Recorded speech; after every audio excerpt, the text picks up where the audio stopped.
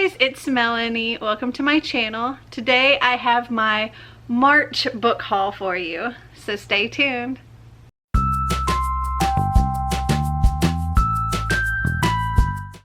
So I didn't go as crazy as I did in February where I got like 37 books.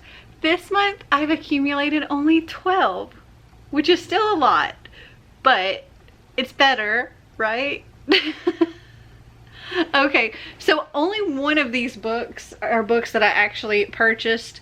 The other are all from the Amazon Vine program. So they are books that were sent to me for review. So the first book I have here, and this is the one that I purchased. If you watched my Wheel of TBR, which I'll link up here, I had to, well, I spun and landed on Treat Your Shelf. So I went on my Amazon wish list and just picked the book that was at the top of my wish list. And that was Only Mostly Devastated by Sophie Gonzalez. I've heard nothing but good things about this. I know it is a queer Grease retelling and I am so excited for it.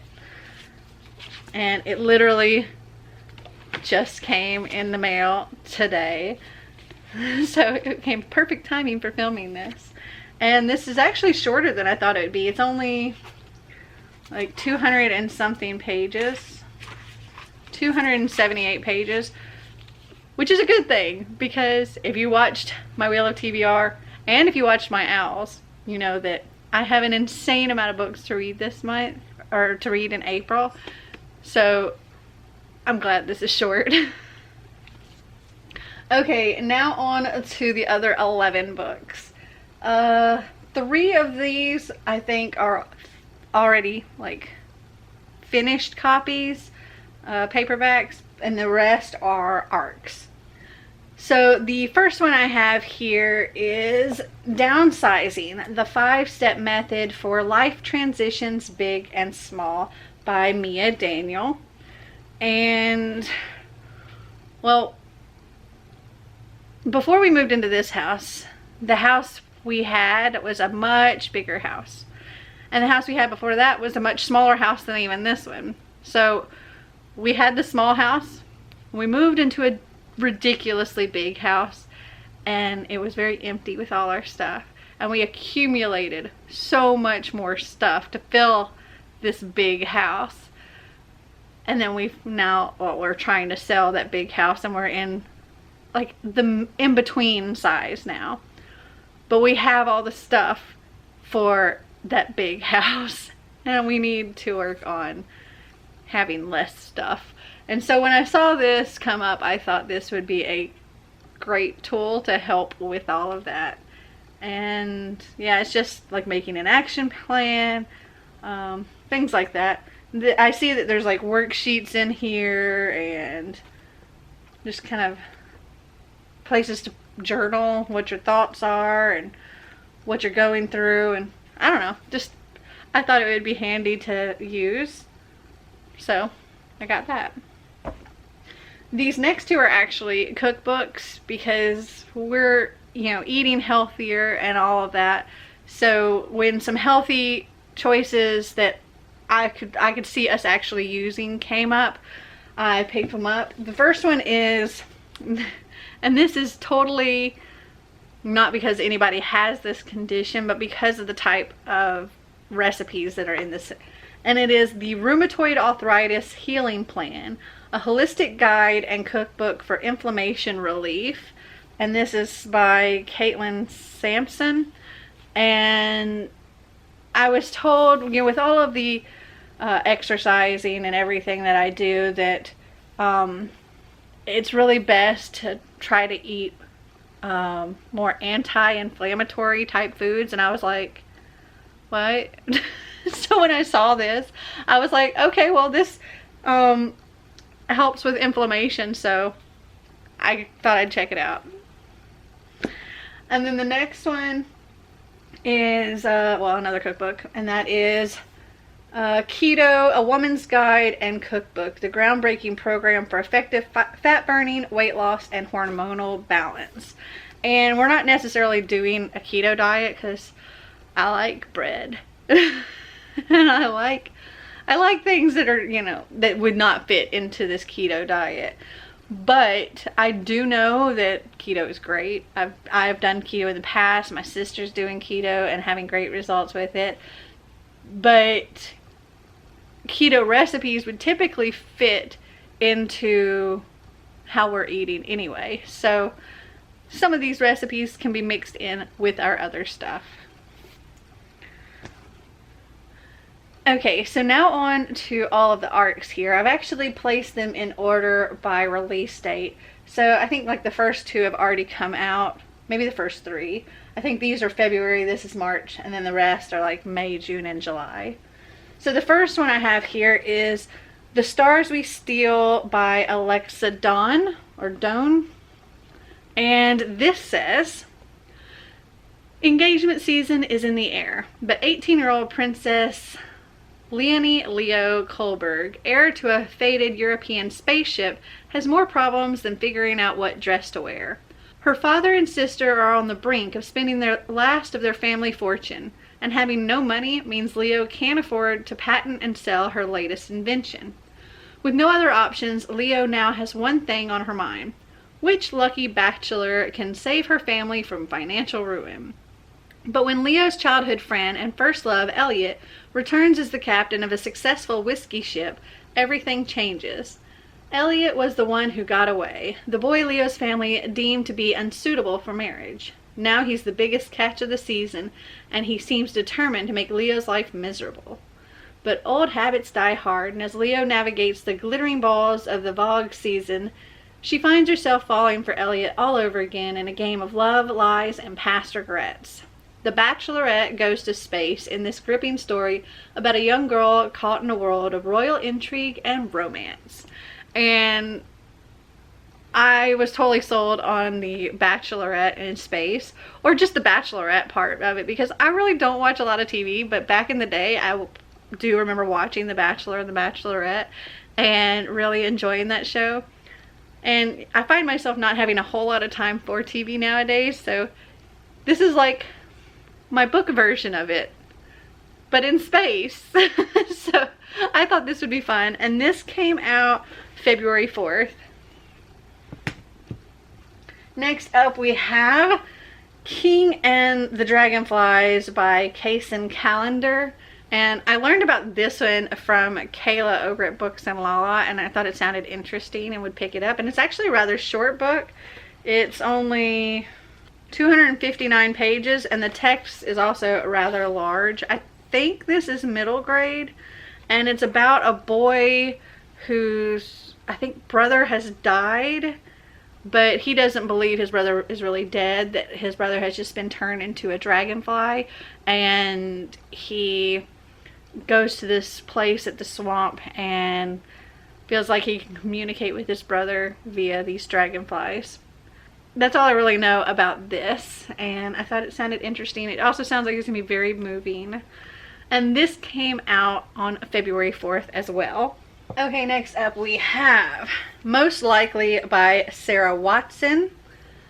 And this came out, this came out in March 2020. This says, from the creator of the hit series The Bold Type, an empowering and heartfelt novel about a future female president's senior year of high school.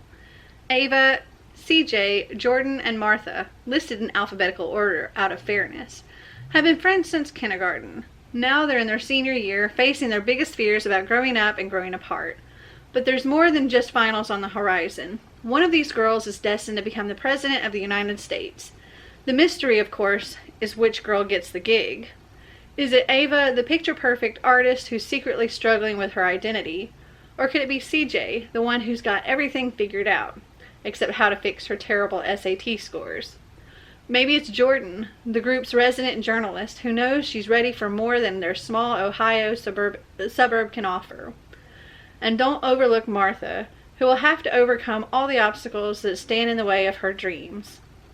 This is the story of four best friends who have one another's back, though through every new love, breakup, stumble, and success, proving that great friendships can help young women achieve anything, even a seat in the Oval Office.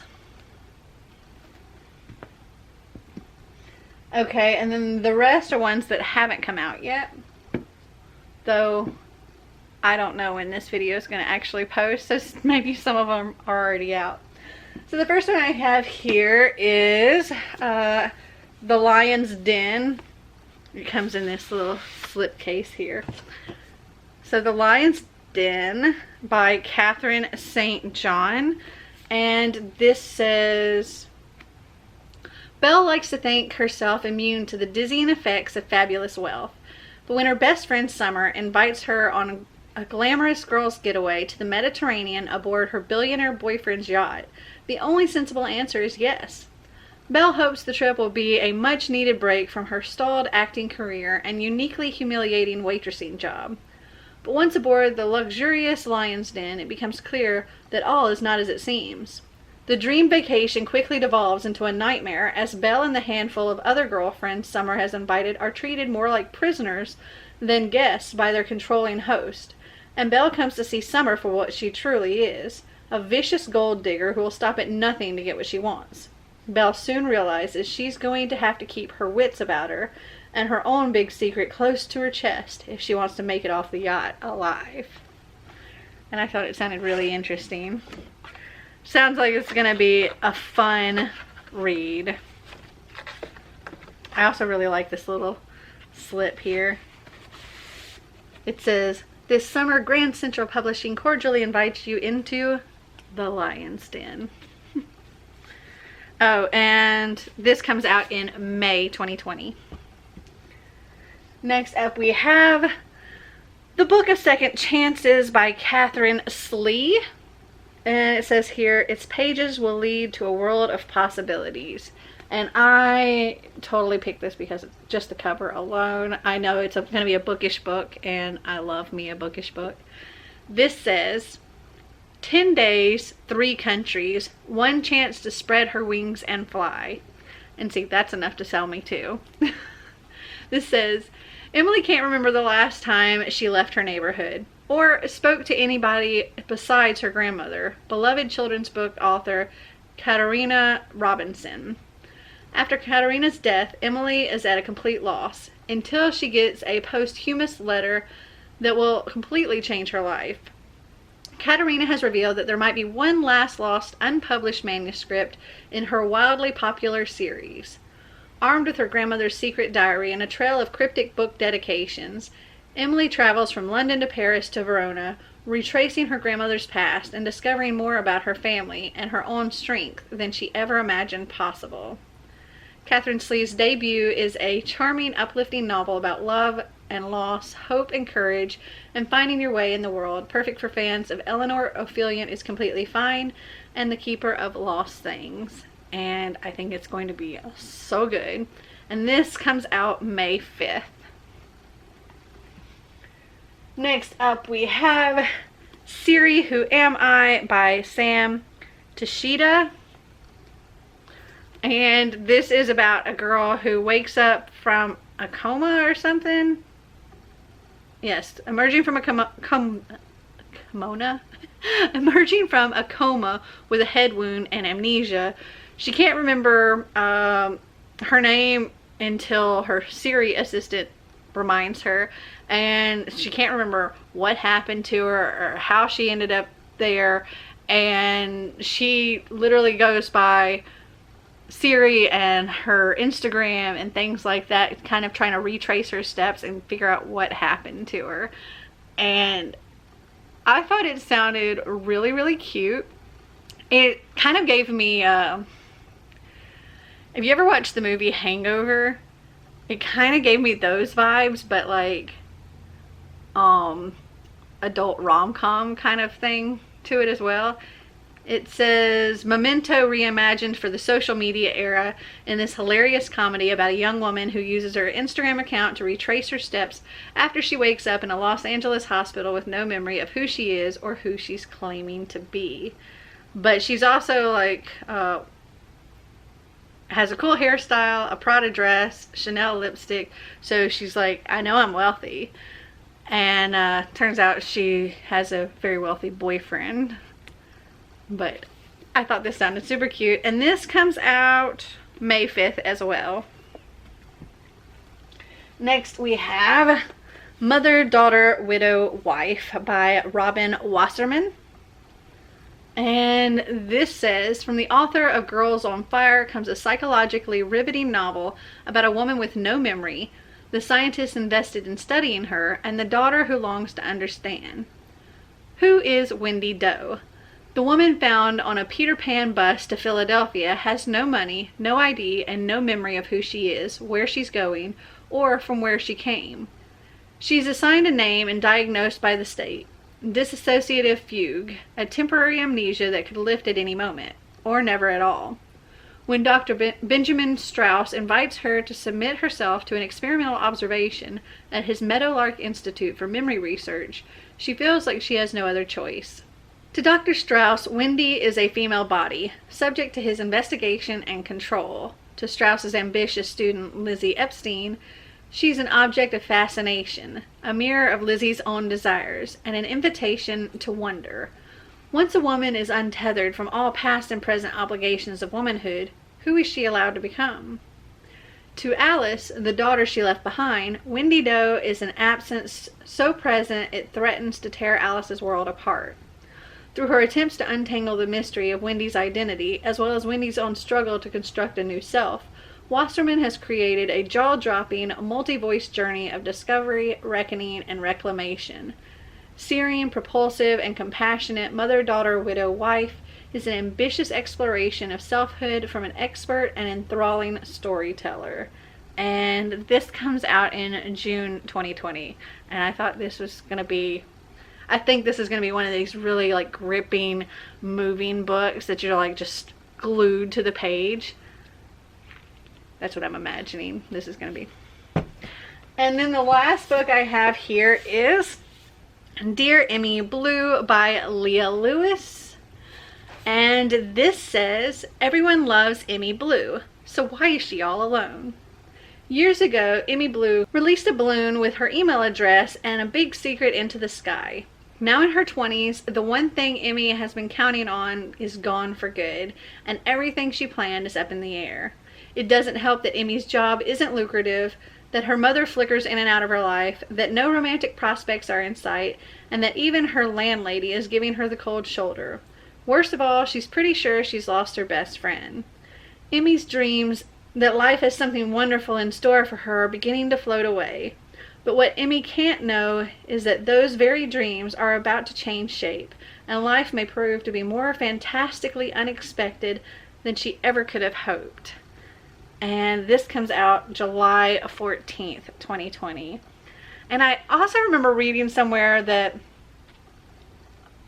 this balloon ends up in the hands of a boy in France, and they become like pen pals, and I think maybe there's some kind of romance there.